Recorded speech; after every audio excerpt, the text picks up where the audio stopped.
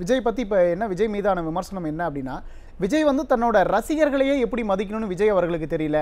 இவர் எப்படி பொதுமக்களுக்கு நல்லது செய்வார் அப்படின்னு நாங்க நம்பலாம் அப்படிங்கிற ஒரு கேள்விகளும் எழுந்துட்டு தானே இருக்கு. இல்லை அதுதான் வெட்ட வெளிச்சமா நீங்கள் அவர் வந்து இப்போ இந்த கூண்டுக்குள்ளேருந்து இருந்த வெளியில் வந்துன்னு சொல்கிறார் இல்லையா, நான் எப்போதுமே கூண்டில் தான் இருப்பேன், எப்போ போட்டி வருதோ எப்போ வந்து போர் வருதோ அப்போ தான் நான் வருவேன் அப்படிங்கிறார்ல.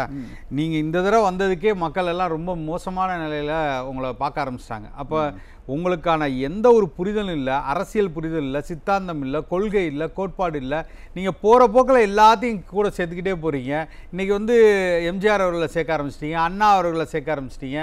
கேட்டால் அதுக்கு சம்மந்தம் இல்லாமல் பதில் சொல்கிறீங்க. அதையும் பேப்பரை எழுதி வச்சுக்கிட்டு அவர் பேரை கூட யாராவது வசனம் போல நீ இந்த சைடு பாரு அந்த சைடு பாரு இப்போ கத்தி பேசு இந்த இடத்துல குறை உயர்த்து இப்படிலாம் பேசுறேன்னா சினிமாவில் நடக்கக்கூடிய ஒரு விஷயத்தை தான் இன்னைக்கு வந்து அரங்கேற்றி போயிருக்காரு. ஒரு அந்த சினிமா அந்த மோகத்திலேருந்து இன்னும் விஜய் வெளியில் வரலையோ? இல்லை வெளியில் வரல, அவர் அப்படிதான், சினிமா தான், சினிமாக்காரர் தான் அவர்.